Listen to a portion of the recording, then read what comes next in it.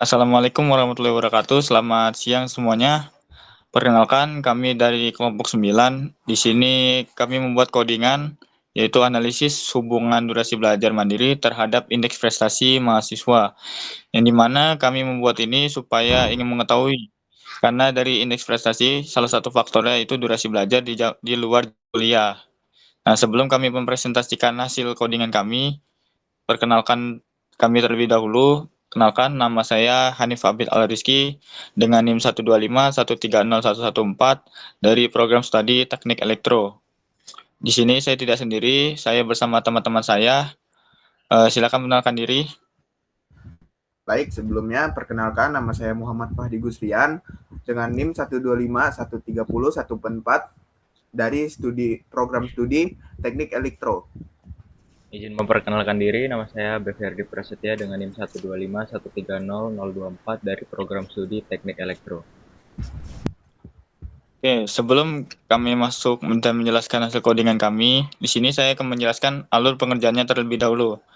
Yang pertama, kami mewawancarai teman-teman kami, yaitu berapa durasi jam belajar mereka dan juga IP mereka saat semester 1. Lalu yang kedua, kami membuat database atau dataset yang menggunakan spreadsheet dan filenya kami ubah ke CSV supaya nanti bisa masuk otomatis ke codingan Google Colab-nya. Lalu yang ketiga, kami membuat codingan yang dimana itu bisa menghilangkan data duplikat dan juga data kosong. Lalu yang keempat, kami membuat grafik batang yang dimana itu bisa menunjukkan rata-rata IPK mereka. Oke, mungkin untuk codingannya akan dijelaskan oleh Saudara Fahri. Oke, baik. Terima kasih Hanif. Di sini saya akan menjelaskan tentang codingan yang telah kami buat. Nah, jadi codingan ini terbagi menjadi beberapa komponen. Komponen yang pertama yaitu import. Nah, jadi di sini kita menggunakan tools yang bernama Pandas dan Matplotlib. Nah, jadi cara penggunaannya itu kita mengimport Pandas sebagai PD dan Matplotlib sebagai PLT.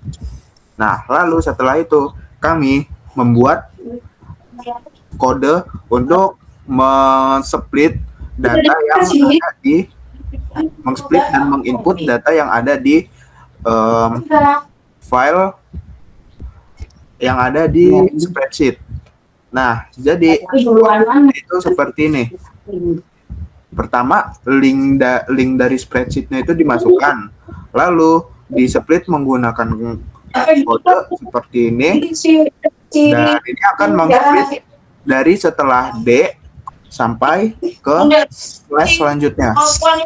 Nah, lalu sheet name ini itu untuk mengambil di mana sheet yang akan diambil.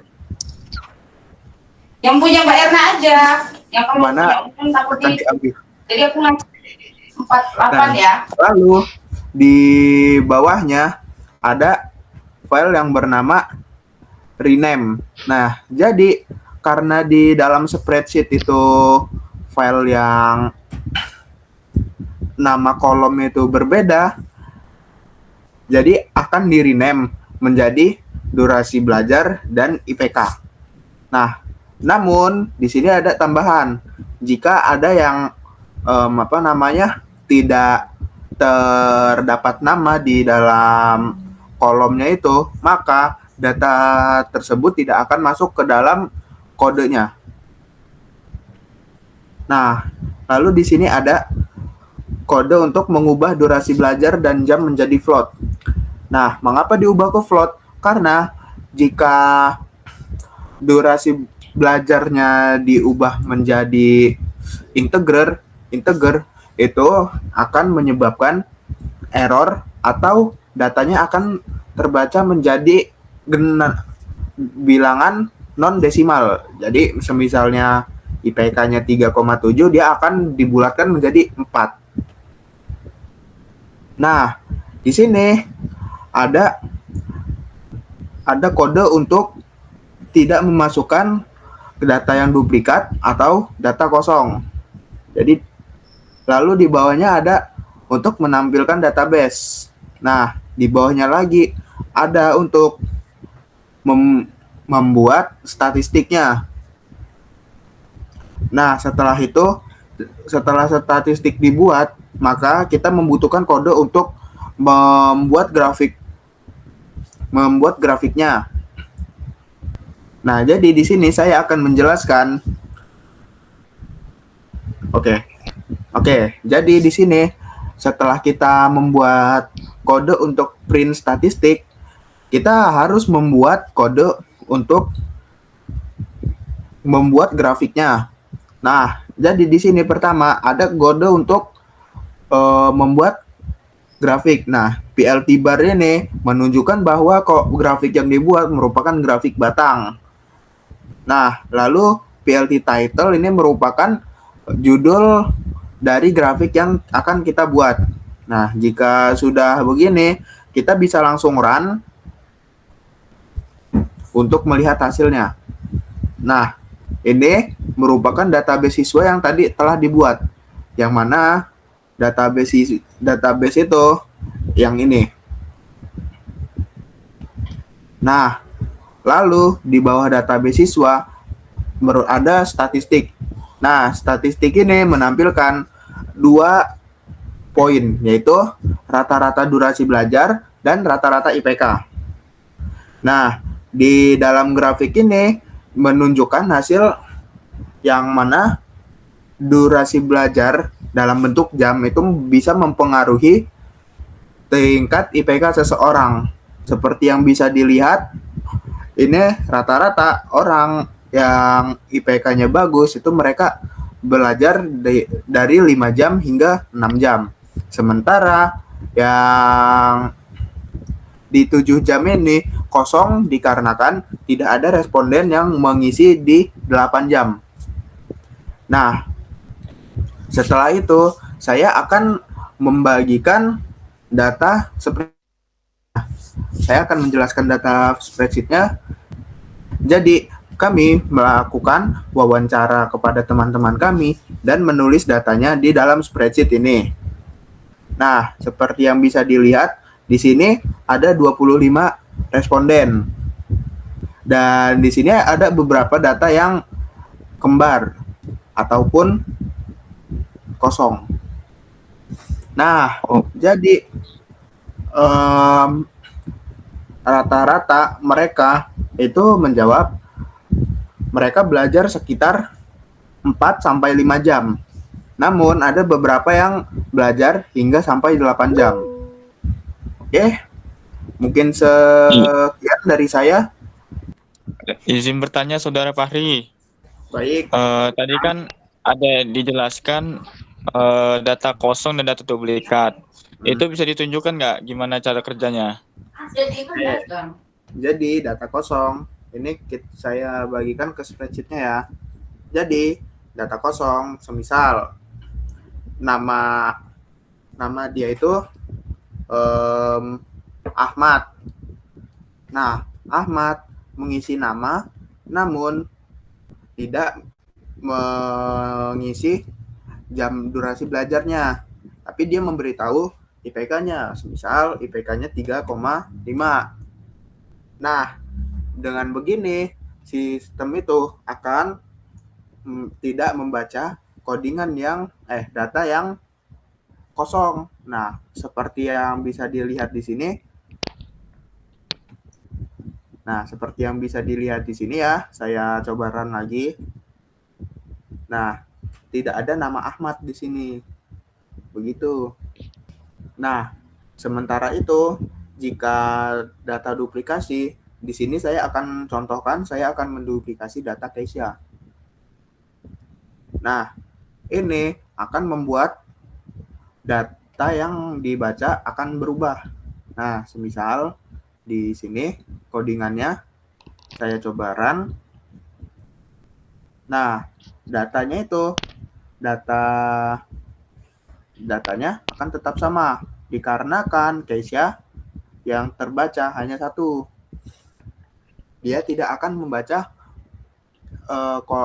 data yang duplikat. Oke, Ada pertanyaan lagi? Oke, baik Ferdi, silakan bertanya. Izin bertanya Bang Fahri. Di situ kan ada grafik. Kalau grafiknya diubah ke warna lain, apakah bisa Bang Fahri?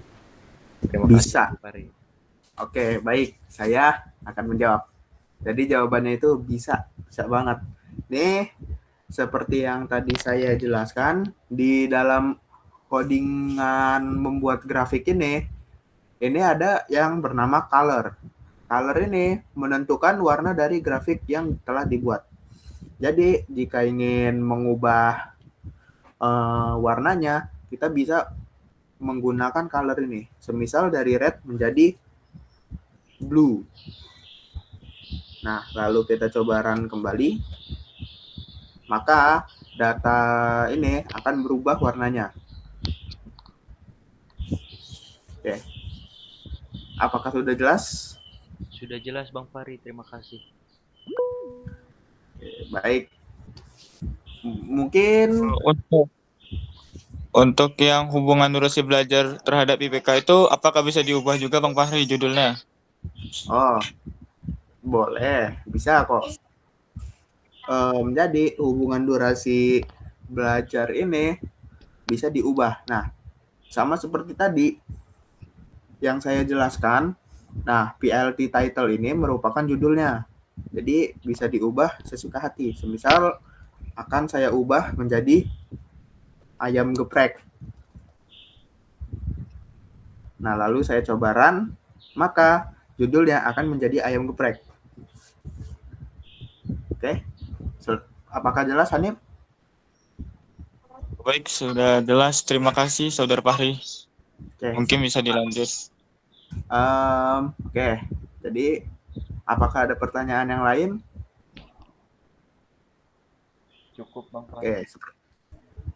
Sepertinya sudah tidak ada pertanyaan lain.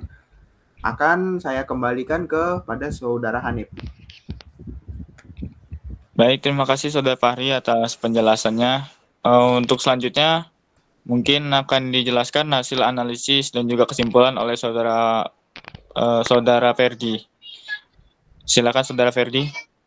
Baik, terima kasih Hanif. Di sini saya akan menjelaskan tentang hasil dan analisis dari apa yang sudah kita buat sebelumnya. Nah, jadi untuk hasil tersebut kita bagi ke dalam 3 kategori. Nah, yang pertama itu ada kategori rendah dengan durasi belajar 1-3 jam per hari. Nah, untuk kelompok ini mencakup porsi mahasiswa terbesar yaitu dengan dalam kategori rata-rata IP sebesar 3,35. Nilai IP terrendah pada kelompok ini berada di angka 3,09 dengan durasi belajar 2 jam dan capaian tertingginya berada di angka 3,87 dengan durasi belajar 3 jam. Kemudian kategori kedua yaitu ada kategori sedang dengan durasi belajar 4 jam per hari. Nah, untuk kelompok ini diisi oleh 4 orang mahasiswa yang meluangkan waktu belajar secara konstan selama 4 jam setiap harinya. Untuk rata-rata IP kelompok sedang ini menunjukkan peningkatan yang cukup jelas dibandingkan kelompok sebelumnya, yaitu 3,59. Rentan IP pada kategori ini bergerak stabil di angka 3,46 hingga 3,67. Kemudian selanjutnya ada kategori tinggi dengan durasi belajar 5 jam per hari. Untuk kelompok ini terdiri dari 8 orang mahasiswa dengan durasi belajar intensif 5-8 jam per hari. Kelompok ini mencatatkan rata-rata IP tertinggi dibandingkan kedua kategori lainnya yaitu sebesar 3,65. Di dalam kelompok ini pula terdapat capaian IP sempurna sebesar 4,00 dengan durasi belajar 6 jam dan durasi belajar terlama yaitu 8 jam dengan IP 3,95. Nah, untuk kesimpulannya, alokasi waktu belajar mandiri selama 4 jam hingga lebih dari 5 jam per hari terbukti memberikan hasil yang lebih optimal dan stabil dalam mendongkrak performa akademik mahasiswa dibandingkan dengan durasi belajar di bawah 3 jam per hari. Meskipun secara umum durasi belajar yang lebih lama berbanding lurus dengan peningkatan IP, adanya anomali pada data individu menunjukkan bahwa kuantitas jam belajar bukanlah satu-satunya penentu keberhasilan. Faktor kualitas, efektivitas metode belajar, serta tingkat konsentrasi saat proses belajar berlangsung tetap menjadi variabel penting yang mempengaruhi hasil dan capaian akademik seorang mahasiswa. Demikian hasil dan analisis serta kesimpulan yang dapat saya berikan. Saya lanjutkan oleh Saudara Hanif sebagai moderator. Baik, terima kasih Saudara Fahri. Saudara Ferdi sudah menjelaskan hasil dan analisisnya dan berserta kesimpulan. Jadi teman-teman semua, durasi belajar memang mempengaruhi IP, namun efektivitas dan juga metode belajar itu juga mempengaruhi cara belajar kita. Mungkin cukup itu saja yang dapat kami presentasikan. Jika ada salah kata kami mohon maaf. Kami sudahi dan cukupi. Assalamualaikum warahmatullahi wabarakatuh. Sekian, terima kasih.